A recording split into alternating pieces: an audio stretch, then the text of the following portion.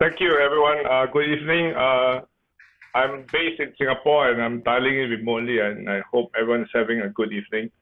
I'll just do a screen share to my slides right now.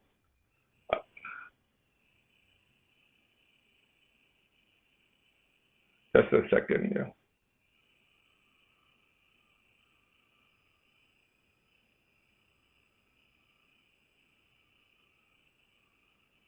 Okay. Can everyone see my slides right now? Yeah. Can you all see it? Yeah.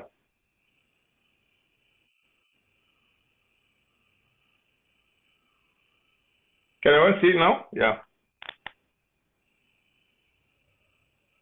Hello? Yeah.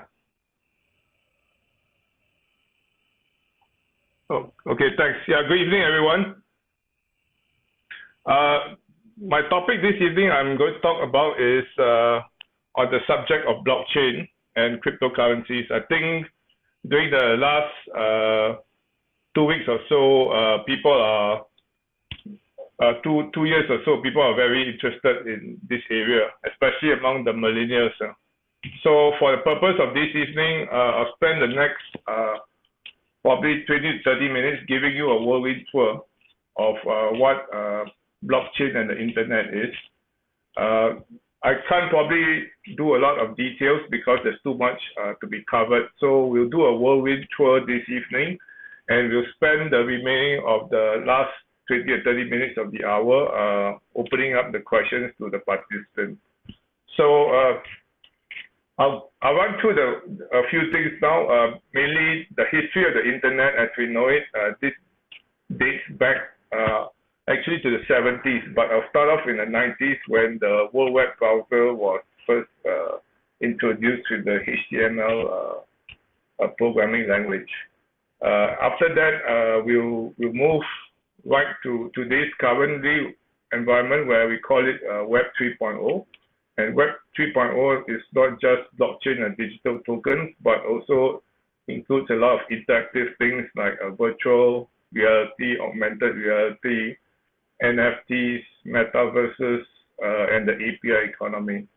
Then we'll go through very quickly high-level history of blockchain and also a schematic diagram of blockchain. We'll spend a few minutes looking at actually a live chain of the Ethereum blockchain as it's running right now, and also inspect one of the blockchain blocks through the Etherscan tool. I'll end the discussion at least sharing some of my viewpoints on where I see blockchain going, and then we'll open up for the floor and the virtual audience for Q&A, where Swiss will be the moderator. Thank you. Okay, so we start now. If you see the slide, say this is evolution. We think basically this is early 1990s where Tim Berners-Lee, when he was working at CERN in Switzerland, he had developed a markup language called HTML. HTML, the first two characters actually stands for hypertext. And hypertext is something actually developed much earlier by Xerox PARC, and Apple had used it in their Macintoshes. But now you could have a general HTML language which you could share across computers across the network. So that's a very big breakthrough. And at the same time, they also Mark Andreessen, who was at the time the University of Illinois Supercomputer Center, had developed a Mosaic, which was the version 1 of the browser right now. Today, Mark Andreessen, as you know, is one of the two big partners of the Andreessen Horowitz VC, which is very big in the blockchain investments today. So to the right of your slide, if I can show you, Web 1.0 is what I call the first version of web in the 90s, where it was very much only read-only data. People starting to publish information on their pages, basically writing their own web pages.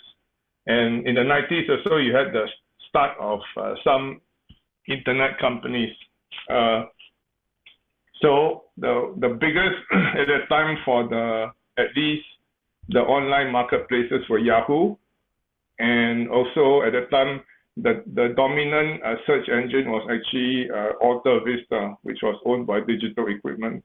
Today, Alta Vista is no longer known by its own name. It's acquired by Yahoo, but the dominant search engine, as you know today, is Google. Right. So these are the 90s, and then starting in the late 90s, you had the emergence of electronic commerce through the launch of like marketplaces like Amazon.com, and also the emergence after that of many other big marketplaces, for instance, eBay and all that. And by the time we passed the Y2K, if those of you who are around during the dot-com crash, 2001 was when the whole bubble of the first generation web companies crashed after the NASDAQ did a big correction. So from 2001 probably till the late latter half of the first decade of the new millennium, the web was really in a conversation mode at that time. And then came the emergence of basic social media. So as you know, Facebook was launched in the mid of 2005 or 2006. So even then, at that time, Facebook wasn't the dominant site. It was things like Friendster, MySpace.com, etc. But Facebook obviously over time grew their market share a lot, also because they started off with the US college campuses, and then they were the first, I think, to launch a mobile version of social media.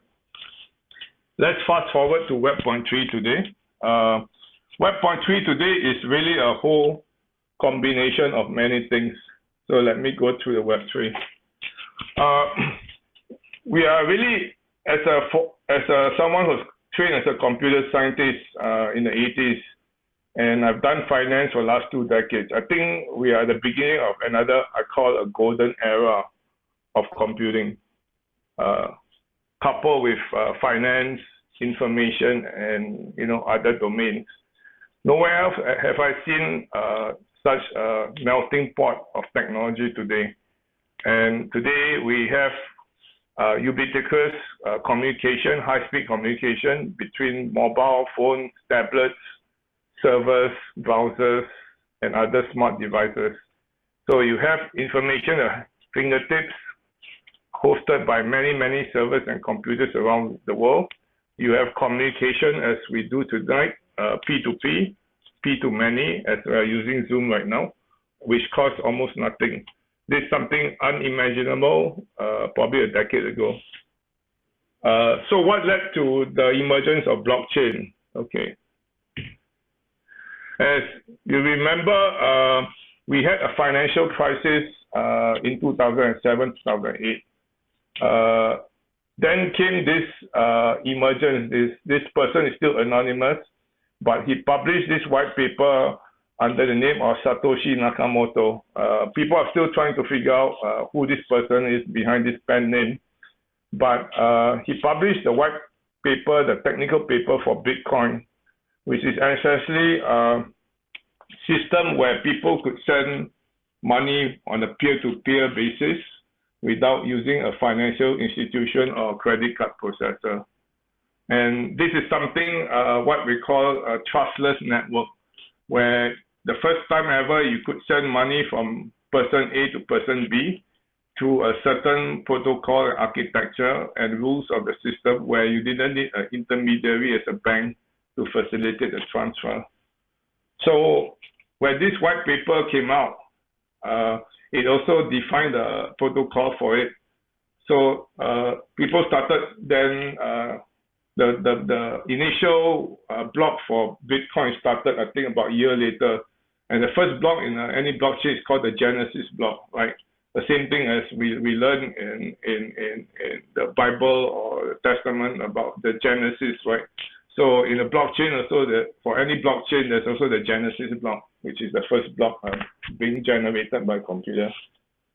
So after after we had Bitcoin, many other coins came out after that. But just to give you an idea of what Bitcoin is, Bitcoin is essentially a combination of two things. I try to be a bit amusing tonight. So for those who remember our local Kedai Buncit, where we bought things on credit and settled with the merchant every month using the 555 book. This is basically the simplest form of a ledger.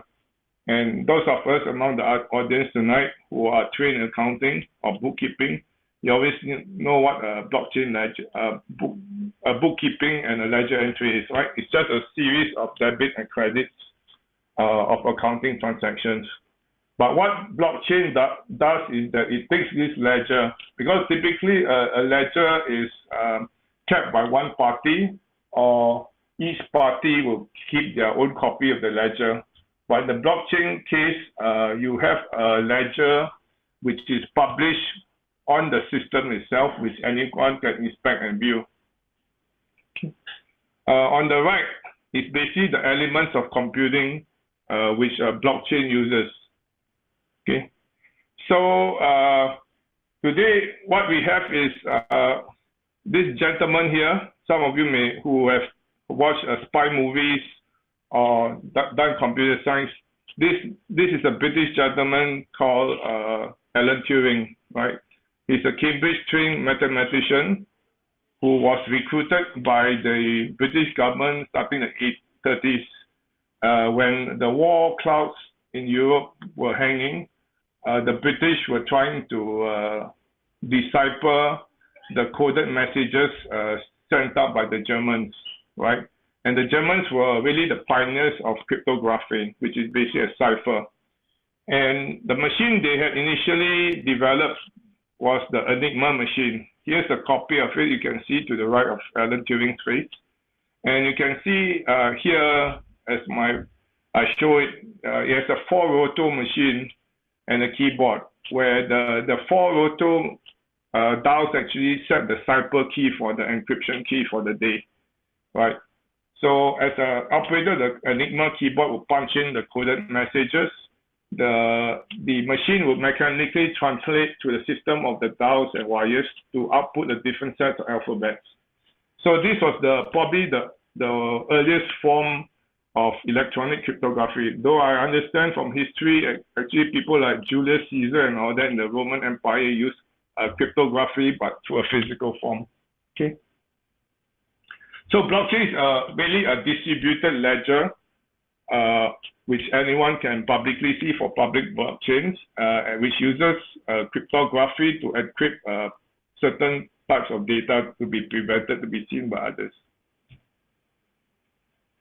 Okay, so as I mentioned later today is the Genesis block here, which you can see right in the middle. Any blockchain always starts with Genesis block.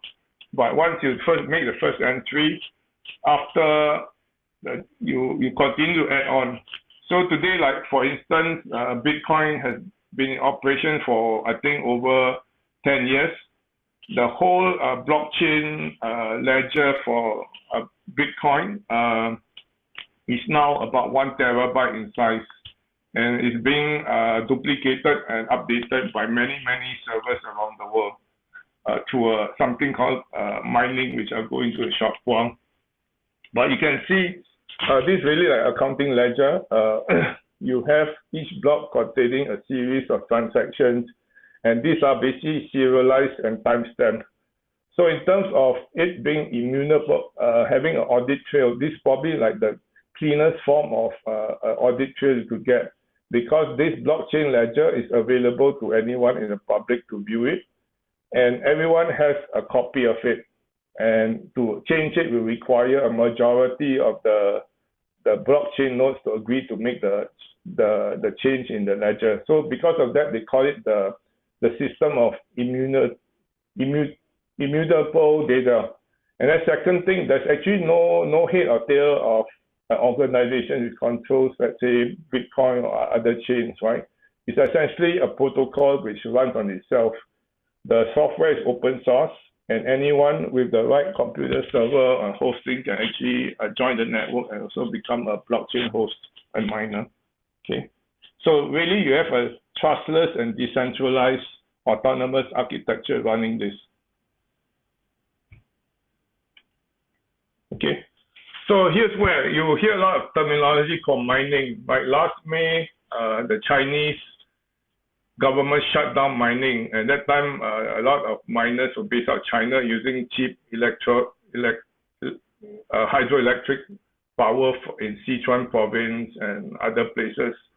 So, which in the previous slide where I show you blockchain, basically every time you update blockchain with transactions, there's a whole series of miners which go out validate. They're like your auditors, right, or your bookkeepers. Everyone will try to solve the data entry or that to make sure that they all concur, right? Once they concur, then the data entry for the transaction ledger actually gets added to the block. So for the efforts of the miners verifying all the data and the integrity and the challenge code of the encrypted keys, they get for Bitcoin at least they get it in the form of satoshis, right? And satoshis are basically a fractional decimal point of Bitcoins, right? So Bitcoin now has a value right now it's trading about $43,000, right? So for your work in validating the transaction nodes, obviously this is a competition. Every time everyone tries to solve the block puzzle, not everyone wins. Only one miner will win it and get the satoshis in the process. Okay, but here I'm showing you there are three keywords I've highlighted. One is the mining, the method. Second is the consensus mechanism, where at least 51% of all nodes on the system must agree that to validate the block. So very much it's like voting is a simple majority, right? And the third thing is that this is totally decentralized and transparent. Anyone with the host can view the blockchain in its entity. I'll show you in a quick demo after this for the Ethereum chain. Okay, so let's take a look for Ethereum. Ethereum, as some of you may know, is the second largest blockchain. Ethereum is a lot more smarter than blockchain because very much it's showing you can do a lot more programming. Okay, can everyone see the Ethereum chain right now as I'm showing it? Yeah. Okay, no problems. Okay, so here you have I'm going to zoom in for those of you who can see properly. So right now I'm showing you it's a live scan of the Ethereum blockchain using a public domain called Ethereum Viewer, which is hosting a blockchain node. So everyone who's running an Ethereum node will see the same entire chain. And as you can see right now, they are trying to basically, there are all these transactions, which are all these little yellow dots. They are being compiled into ledger and then added on as a block to the Ethereum chain. So right now in Ethereum also you have a proof of work system for the node validation. So right now you can see we are under block one, it's block 140425150. The blockchain ledger right now is over 500 gigabytes in length. So if you are hosting a Ethereum node, you need a hard disk of at least 500 gig. Yeah. So this is what you can see, right? It looks like basically a lot of things because this is the transaction pool. Ethereum transactions which are waiting to be validated and added to the block, right? Okay. Next, I'll show you actually is we'll move on. So we'll take, let's say, one example. We just did a block 140425143. We can actually inspect this block in more detail. There's a tool called Etherscan. Okay. So if you can see right now, here in Etherscan, we can see, this is the same. They also show the latest block 140425142. So let's take a look at that in detail, right? Okay. So here's a rundown of the block, this latest block in the Ethereum block. So you can see basically how many transactions embedded in it, how many smart contracts. You can know who the miner which won the puzzle. In this case is Ethereum miner owned by a Huei pool mining company. And you can see here, here's the encrypted wallet address. It's a 256-bit SHA encrypted algorithm. So you can see this is very much very standard for people who have Ethereum wallets like MetaMask, or whoever's trading Ethereum will have their own 156-bit address. Yeah. So we can go down and see all this. Yeah. Okay. I'd like to spend basically showing you since the let's go back to the slides. Since the start of Bitcoin and then followed by Ethereum, there are many coins right now on the market. So using CoinGecko, by the way, CoinGecko, which I show here right now, is actually a Malaysian company. It's a Malaysian startup. Same thing with Etherscan.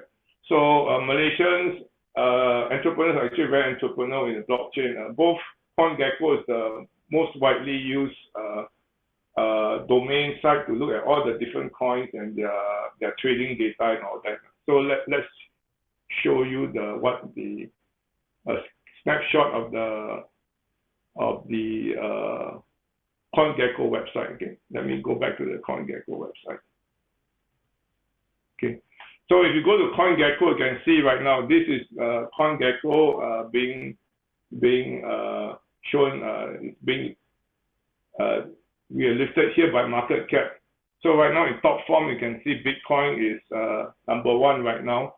It's a market cap of close to $800 billion US, and Ethereum is close to a distant second at $375 billion. The whole market cap of all outstanding coins right now is $2.1 trillion US, which I say is very, very small actually, because if you look at the size of the financial market, the bond markets, equity markets, and money supply worldwide, is at least 100 trillion and above. So a lot of long-term forecasters know that crypto is the cycle for adoption is still very small, because the entire crypto market right now is only trading about 2.1 trillion, while in the terms of money supply worldwide, and also bond equity markets worldwide is over 100 trillion, and that's not even talking about derivatives, futures contracts, and all that, which is a lot more leverage than that. Okay, so let me go back to the slide.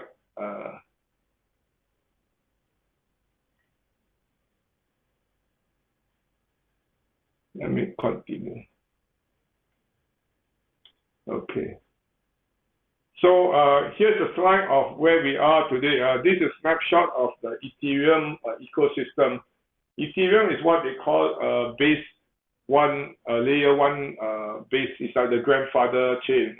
But then a lot of people have built other layer 2 and layer 3 applications on top of that. So you can see this is a snapshot as of last March. So many other blockchain startups have continued to add functionality on top of the Ethereum chain. So some of you may be familiar, those who are trading themselves on Ethereum, you can see things like Coinbase down here in the wallet, MetaMask, right? Some of you may be swapping Bitcoin for Ethereum or Solana and other coins using protocols like Uniswap, SushiSwap, zk-Swap, etc. And then some of you may be borrowing or lending coins.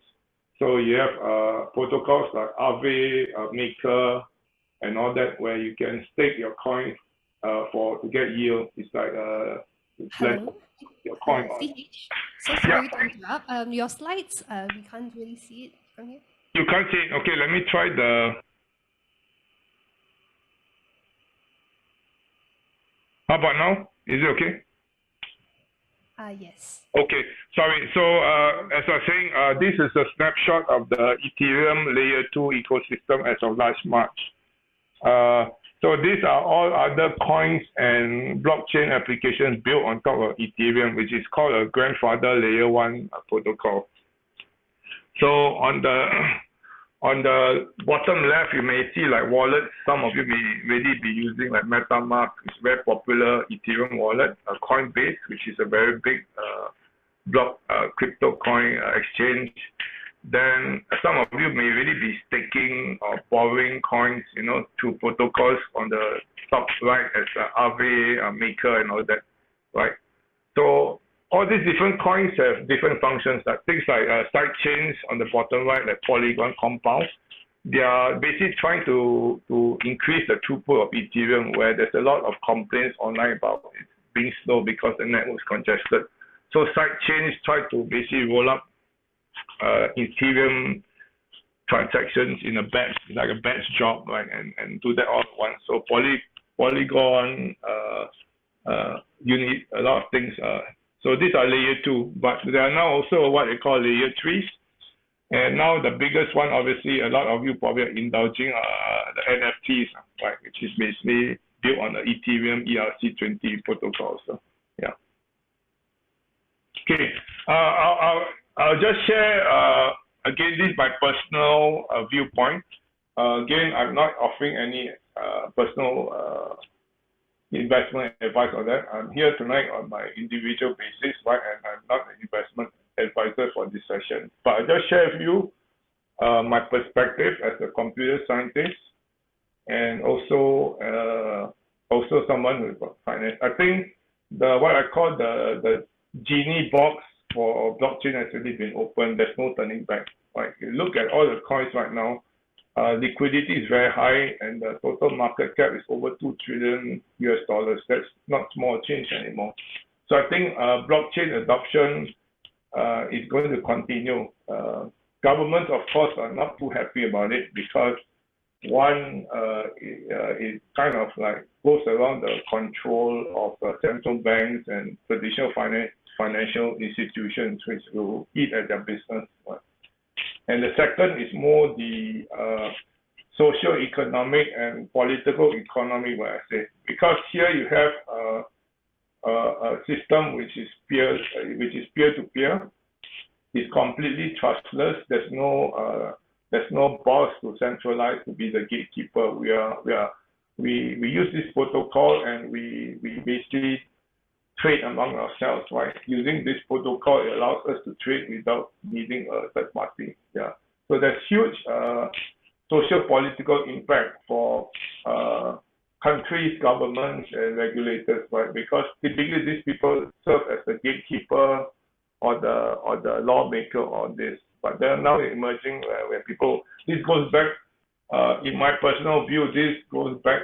I build an analogy. If I look back history, this is like the emergence of the Italian Renaissance, right? If you remember the Renaissance in 15th century Europe, it was brought on by the Medici Bank, right? The Medici family in Italy, right? They were the first to introduce banking and the double entry ledger as we know it, as I showed you earlier, right? And then for that, Italy flourished, right, during the Renaissance. You had so many new ventures, right? You had the formation of overseas ventures like the East India Company and all that. You have rich patrons funding people like Michelangelo and all that to paint all the beautiful painting and this all came out during the Renaissance period in Italy, right, 15th century. So I say this is like the Renaissance period. Obviously, things are still early. I cannot, or anyone can predict how the different iterations of computation will happen. But for me, as a personal, someone who's a computer scientist and finance person, I think this is like the golden era. For me, at least personally, I'm lucky to be in this phase during my personal and work life where I get to see this as it happens.